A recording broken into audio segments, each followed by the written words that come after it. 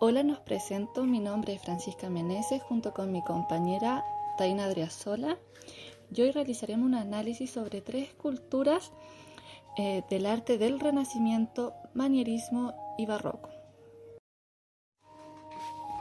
El arte de la escultura es una disciplina que consiste en la creación de figuras tridimensionales que por medio de la utilización de materiales como la madera, barro, mármol, piedra, entre otras, se realiza el proceso de esculpir o tallar figuras. A lo largo de la historia, la escultura ha sido una técnica que ha experimentado una evolución en torno a las diversas manifestaciones culturales que se han desarrollado en la historia, apreciando de esta manera distintas funciones a las que se emplea, como en el ámbito religioso, político y cultural. La escultura surge desde el mundo antiguo, específicamente Egipto y Mesopotamia. Aparecen las primeras representaciones de estatuas o relieves, las cuales se han expandido en diversas civilizaciones, como lo fue en la Grecia clásica, donde actualmente existen aún algunas obras. Es así como la escultura se ha mantenido a lo largo del tiempo como una técnica que manifiesta virtuosidad, belleza y eminencia. De esta forma realizaremos un análisis sobre el desarrollo de las técnicas de la escultura a partir de tres obras que se desarrollaron en el arte del Renacimiento, Manierismo y Barroco, para observar su evolución y transformación. Para comenzar con los ejemplos de esta evolución en la técnica de la escultura, analizaremos el Renacimiento como la primera técnica en la línea temporal. La obra a analizar es La Piedad, una escultura en mármol creada por Miguel Ángel Buonarroti en el periodo de 1498 y 1499. En la actualidad se encuentra ubicada en la Basílica de San Pedro en Roma. Desde una perspectiva contemplativa, la Piedad se observa como un grupo escultórico que se ve envuelto en una composición piramidal, integrado por dos figuras. Esta composición piramidal está marcada por la imagen de María, comprendiendo su manto como base y su cabeza como vértice. El Renacimiento queda en evidencia con la presencia de la idealización de ambos cuerpos, alterando las proporciones anatómicas de ambas figuras. En sentido de esto, podemos observar la imagen de María como una figura notoriamente más grande que la de Cristo. Posee un rostro joven, compasivo, de apariencia sereno. El manto que la cubre, perfectamente detallado, es el foco de luces y sombras en la composición genérica de la Piedad. La imagen de Cristo, en contraste, se observa más pequeña y yaciente en el regazo de su madre. Su cuerpo está repleto de pequeños detalles como las venas, huesos, los estigmas de la pasión, entre otros. La posición de esta figura evidencia la intención de mortalidad captada en la imagen de Cristo. Durante el periodo de creación, Buonarroti se encuentra con una serie de cambios sociales, donde ideas como la libertad y la razón eran discutidas en una búsqueda intensiva por establecer el liberalismo. Estas revolucionarias ideas, en conjunto con las emergentes ciencias modernas, establecieron una lucha constante con el clericalismo. Se define esta época como el Renacimiento. Según Arnold Hauser, este movimiento artístico renacentista se utilizó como programa consciente, como instrumento de lucha y como grito de guerra. Para llegar a esta controversial técnica, Buonarroti erigió una gran carrera, comenzando en Florencia como miembro de la Casa de Medici. Durante su vida, Miguel Ángel se dedicó a perfeccionar técnicas aprendidas bajo la tutela de El Magnífico, técnicas que lo llevaron a destacarse como uno de los artistas más reconocidos del Renacimiento. La Piedad, entonces, es una obra que debe ser observada como una composición total, como una historia. Tal como asevera Hauser, el arte del Renacimiento no detiene al espectador ante ningún detalle, no le consiente separar del conjunto de la representación ninguno de los elementos, sino que le obliga más bien a abarcar simultáneamente todas las partes. Esta unitariedad de la composición representa un mundo auténtico, equilibrado y autónomo, que lo diferencia y distingue de la Edad Media. La figura de María, en proporciones, se ve más grande que el cuerpo de su hijo. En función de esto, se puede colegir que el realismo se representa en una relación de protección y consuelo. Además, el rostro no se queda fuera de estos designios. Se observa a una María joven, compasiva y serena, evidenciando el punto cúlmine de la pasión, donde el sufrimiento acaba y solo queda la protección de la madre a su hijo. Por otro lado, el naturalismo, característico de esta época, se ve representado en la imagen de Cristo, que está dotada de detalles, como lo son los estigmas de la pasión, los huesos, como el detalle de las rodillas y las costillas. También su expresión facial y posición corporal explicitan la mortalidad del cuerpo. El brazo visible de Cristo es el que rompe con este esquema natural y vuelve a la idealización, demostrando estar descansando. Gracias a esta salvedad se puede representar la intencionalidad de la obra, que es evidenciar la relación que se produce entre madre e hijo luego de la muerte. La segunda evolución en las técnicas de la escultura está el manierismo. El objeto de estudio será la obra El rapto de las Sabinas, una escultura hecha en mármol que se encuentra actualmente en Florencia, creada por Giovanni de Bologna.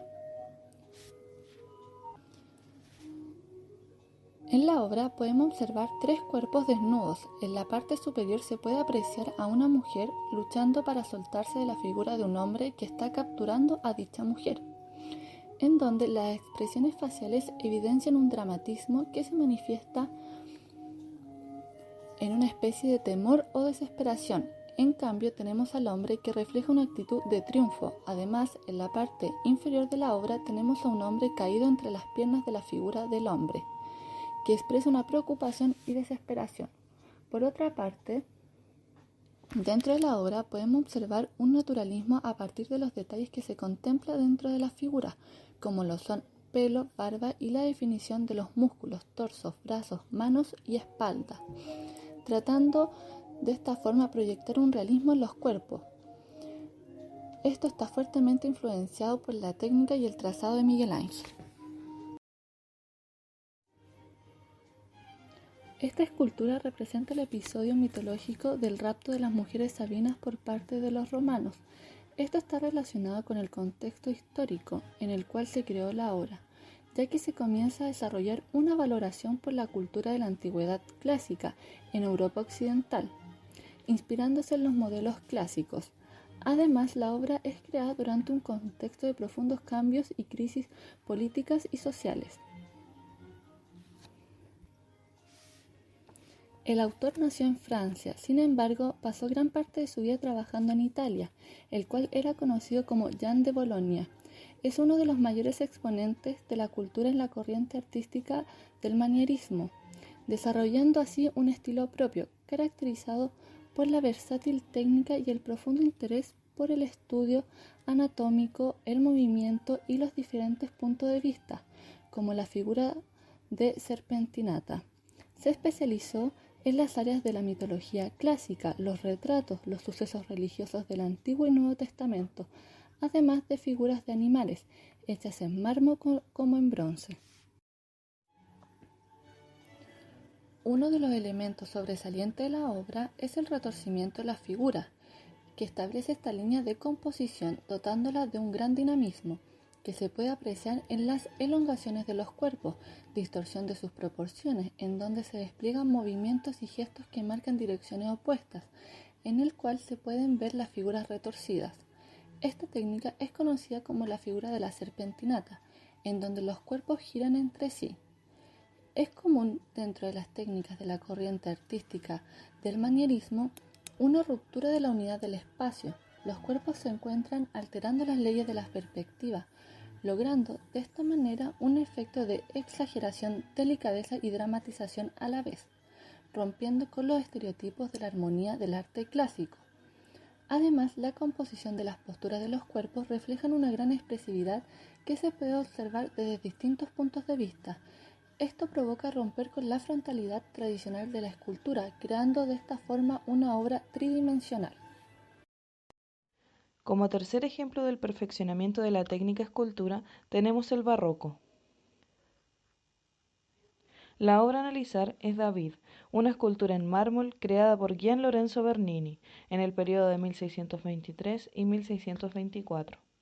Actualmente está ubicada en la Galería Borghese, en Roma. En esta obra se observa la figura de un hombre en movimiento, una figura esbelta y robusta en proporciones y detalles minuciosos en cuanto al diseño corporal.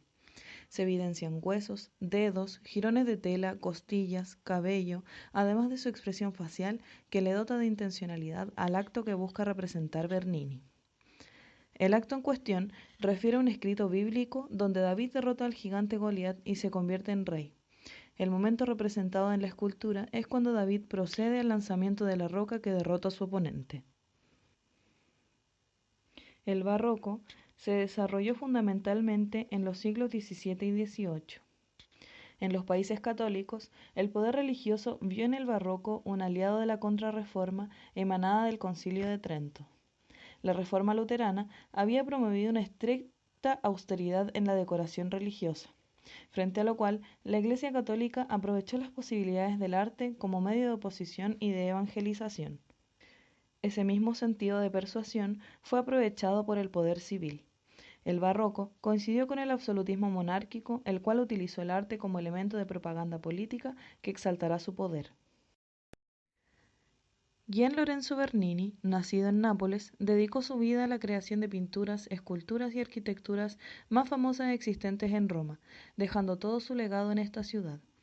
Bernini comenzó perteneciendo a la casa del cardenal Scipione Borghese, quien le convirtió en su protegido.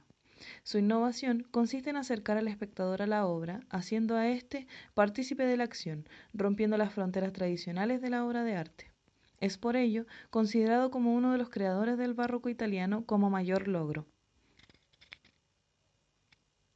En este sentido, la composición de David está representada por una única figura humana, masculina, que a simple vista está realizando una acción.